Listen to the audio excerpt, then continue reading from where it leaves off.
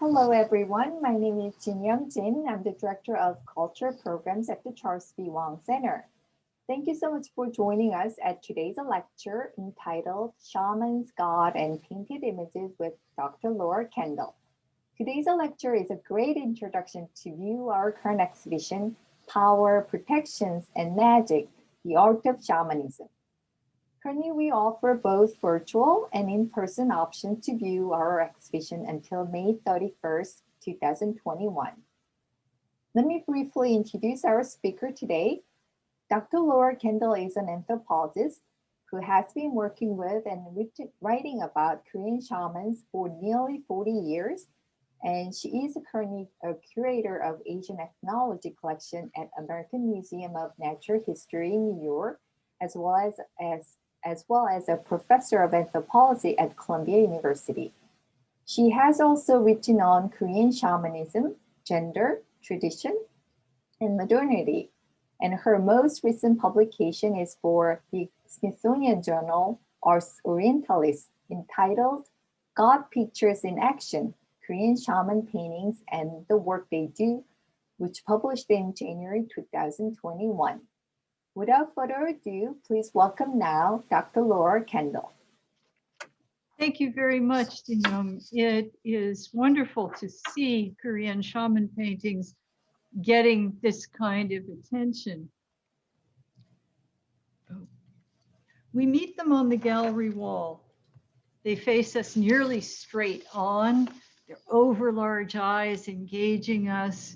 With an economy of line, the painters of these God pictures have rendered unmistakably Korean faces.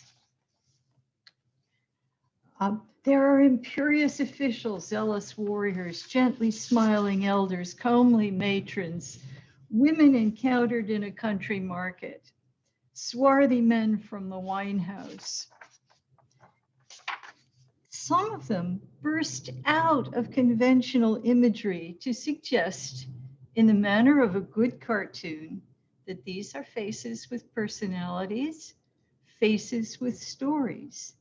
These are gods who have personalities and stories. Imagine them away from the gallery wall.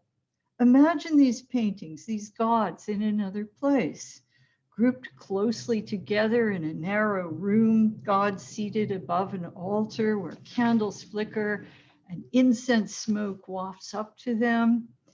The Munshin's shrine room is a space apart from the ordinary, boldly colorful in ways disjunctive from the everyday, space commanded by the painted gods. This is where the shaman daily petitions them, requesting a clear flow of inspiration for the work she must do. As with those we call shamans in other places, a Munshin receives an involuntary calling, resisted and resisted until it seems inevitable. Once initiated, the new Munshin begins a long process of cultivating her relationship with her gods, learning the complex pantheon, the business of chants, offerings, and performance through an apprenticeship that is not only difficult, but sometimes exploitative. The Munshin is not a spirit medium. She is not just a performer. Munshin do not experience inspiration as a one-on-one possession, a total takeover. They are not vessels to be filled with divine presence. They are not puppets moved by invisible spirit masters.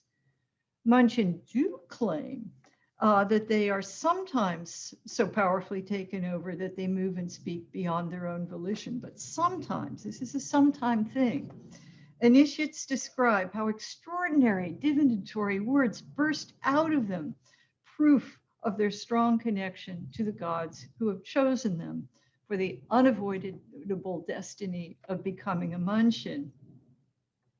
But doing the work of a Munshin from day to day, from ritual to ritual, also requires a disciplined, skilled, knowing sense of the gods and the appropriate actions for dealing with them.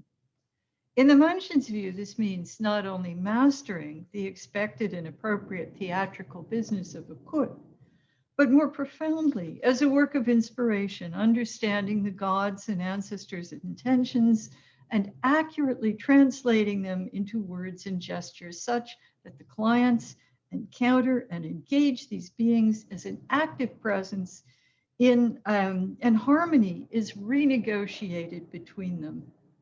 Or, as the anthropologist might see it, the Munshin is sufficiently skilled and sufficiently inspired so that the clients experience an emotionally satisfying ritual process. Thus, in the world of shaman practice, otherwise invisible deities take shape into tangible material forms. In the dancing, bantering, miming bodies of the Munshin as they manifest the gods during elaborate rituals called kut, and in the paintings that hang above the altar.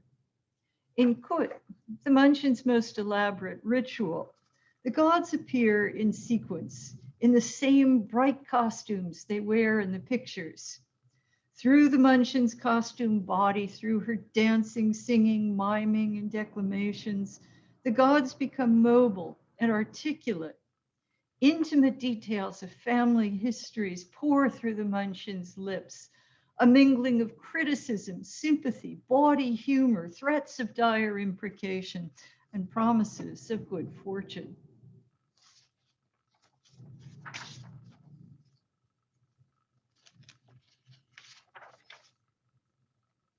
When a Munshin performs kut, and when she does other simpler rituals and basic divinations, she is enabled, or should be enabled, by the flow of divine inspiration, or myŏnggi, literally bright energy, that comes to her through the paintings, through the gods seated in the paintings.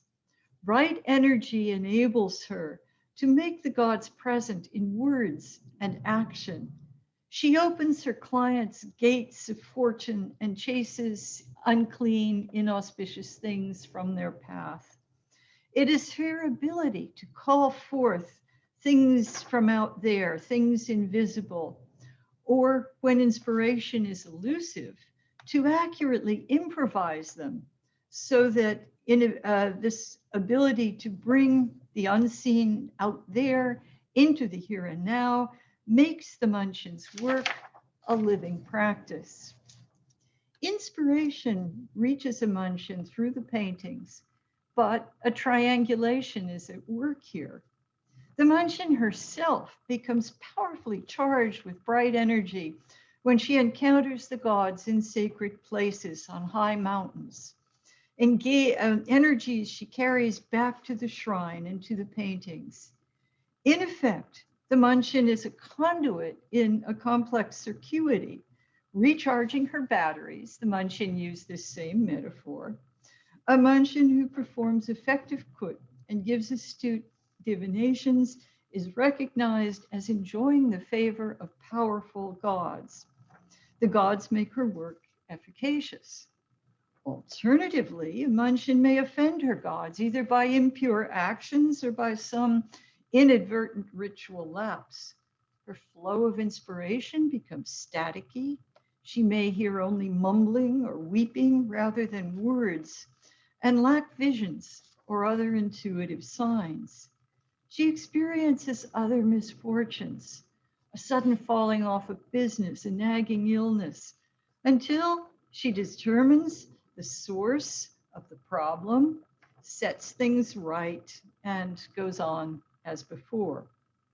But in extremis, angry gods may depart, leaving empty paintings and silence in their wake. And some paintings may never be inhabited at all. Initiation rituals fail and the paintings go back to the shop. Or the gods do not favor the aspiring Munshin, or the gods themselves may be weak. The gods become present in the paintings when the Munshin sees them standing before her eyes during her initiation kut. The gods she has already identified through visions, dreams, and other inspiration during the process of her initiation.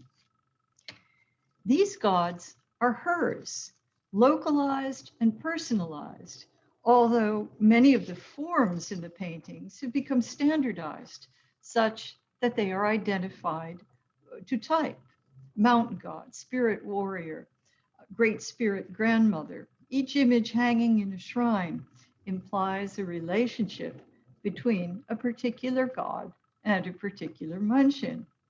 This is the great spirit grandmother, Daishin Harmony or Daishin Manura, the ancestral spirit and primary guardian god of many mansin, as seen in nearly every shaman shrine in and around Seoul. Now, on the left, you see a nearly identical painting, very similar painting of the Great Spirit Grandmother from the collection of the American Museum of Natural History. Ours is more conventionalized, probably produced in a commercial workshop where most god pictures have been painted from the late 20th century. The one in the exhibit might have come from the hand of a traditionalist painter who regarded the production as a sacred act. Poor mansin can purchase a nearly identical image as the work of mechanical reproduction in the form of a cheap commercial color print. The images are identical or nearly identical, but ask a mansin who her great spirit grandmother is, and you will learn something more immediate and personalized about the dead shaman who works with her through the painting. When I first knew the mansin I call Yongsu's mother, her great spirit grandmother was a deceased shaman in her matriline. Her own mother, Yongsu's grandmother, had a shaman's destiny, but was never initiated. I once saw her fall into trance and deliver an urgent message from the ancestral shaman, the grab shot here on the right. Now, after her death, it was Yongsu's grandmother who appeared as the great spirit grandmother in her daughter's shrine, something she was qualified to do by virtue of her thwarted shaman destiny, and just possibly by her predecessor's special affinity with her. When she appeared this way at one of her daughter's kut, she greeted me. "Nice to see you, it's been a while," and I greeted her in kind. The once living shaman becomes a god. This also happens with more ordinary people, members of the family. Another grandmother, never a shaman, just a grandmother, who zealously prayed to the 7 stars of the Big Dipper for the birth, health, and safety of her grandchildren, becomes absorbed into the identity of the 7 stars after her death. I do not know the intimate background of this figure. Generically, this is a monk, great spirit, a Sung Daishin. But from the delicate features, this is probably someone who in life was a nun or possibly an active Buddhist laywoman who, after her death, is cited by a mansin as a guardian god. Yongsu's mother's dead husband served as the spirit warrior in her shrine, and having died of drink, maintained his love of alcohol with a healthy supply of bottles set in homage in front of his image.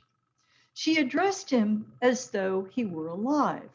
When he appeared in kut, they often quarreled.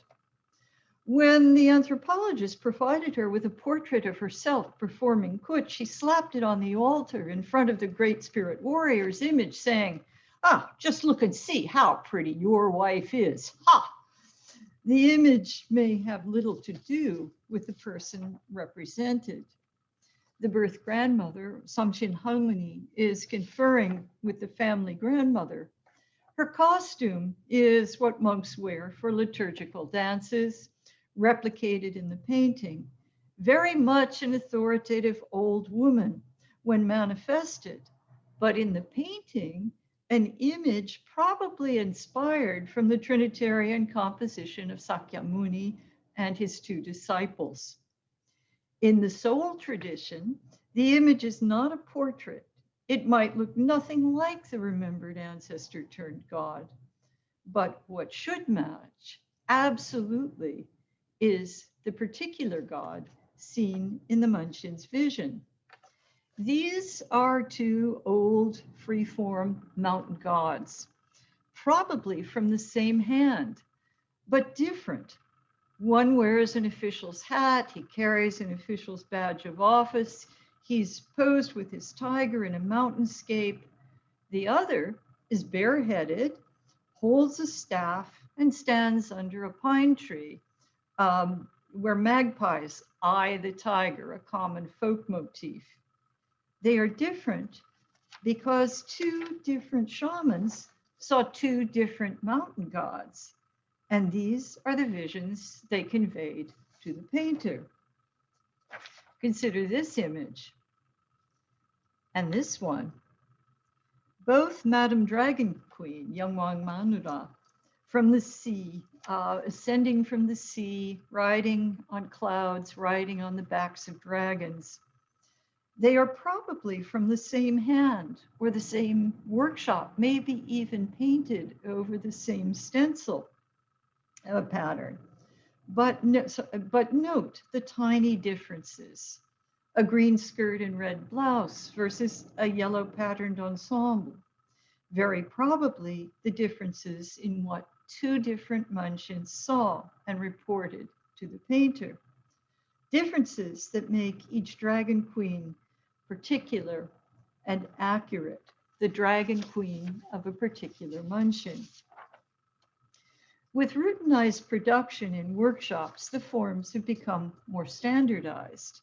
Compare the spirit warriors on the left, produced in a workshop, and the more free-form counterparts in the old painting on the right, a painting that would appeal to modernist sensibilities. These surviving half-completed images from the early 1970s suggest a sort of mass production in the workshops, with more experienced painters filling in the more complicated details, with the all-important face left for last, as in a Renaissance atelier, the face being the master's touch. Some shamans commission paintings directly from painters, but most painting resembles the production of an infinitely reproducible commodity and not the old interaction between a shaman and a painter that is intended to translate a personal vision into a painted image of God. Mr. An Jong-mo is probably the best known living painter of shaman paintings in Korea. Established shamans in the Hwanghae tradition of Northwest Korea are proud to use his paintings. They are a mark of distinction.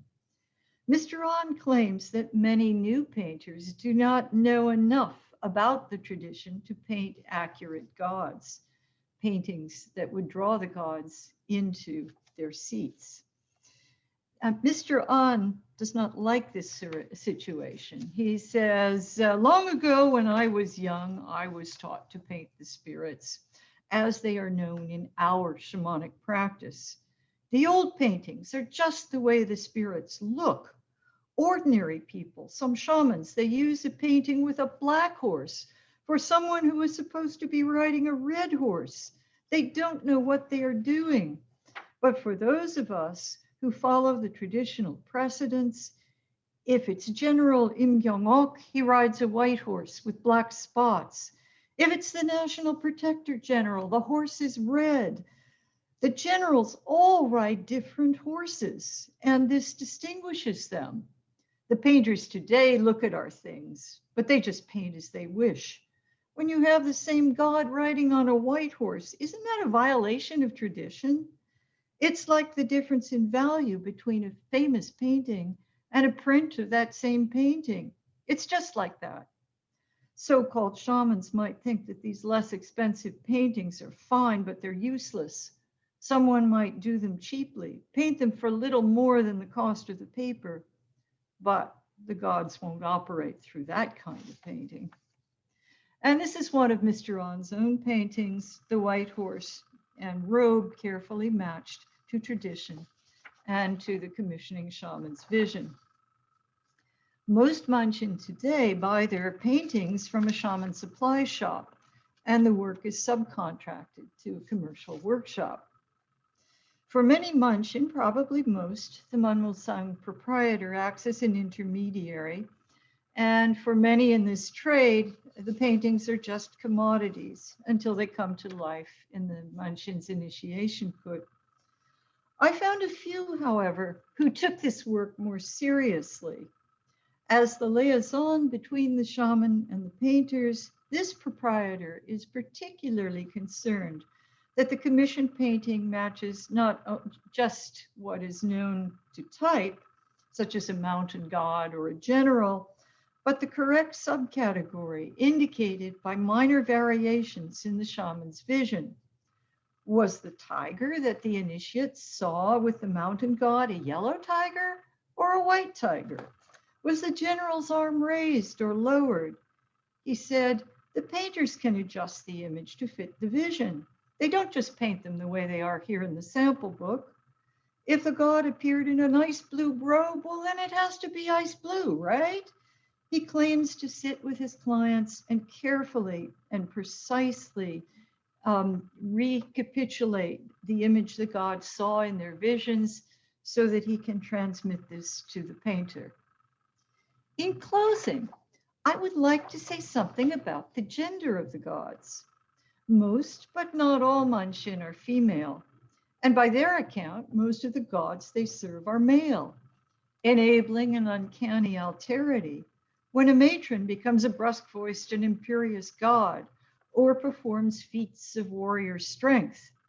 Conversely, Paksu Mansin or male shamans often gain renown for manifestations of lithe, hyper-feminine gods. But the feminine comes in different registers in the Mansin world as in Korean life. The Great Spirit Grandmother has the authority of a female family elder. Hogu, the unsatisfied dead maiden, is mischievous, flighty, troublesome, boding no good for domestic relationships. It is also possible that a Mansin sees a conventionally male god in female form. Mountain gods are commonly portrayed as white-bearded old men with tigers, but sometimes mountains have female deities. Here is a female mountain god with the look of a mature bodhisattva. She sits in repose with her tiger. A determined-looking female general from Hala Mountain on the southern island of Jeju appeared among the gods of a shaman from the northern province of Hwanghae, carrying the legendary strength of Jeju women the whole length of Korea. Enjoy these paintings as art, but remember them also as agents of a powerful shamanic practice that is alive in South Korea today. If you would like to know more about this subject, there is a recent book co-authored by me, by Jung-Sung Yang, and by Yeol-Soo Yoon. And I would like to thank you for your attention this morning. Thank you, Laura, and for the in-depth talk. And it's very intriguing to see the variation of all the deities. And I'm sure this will definitely invite our audience to view our exhibition in person or visit our virtual gallery. So once again, I'd like to thank you and our audience who joined this lecture and their endless support to the Charles B. Wang Center. So please visit our site. It's www.thewangcenter.org to check out our programs. Thank you.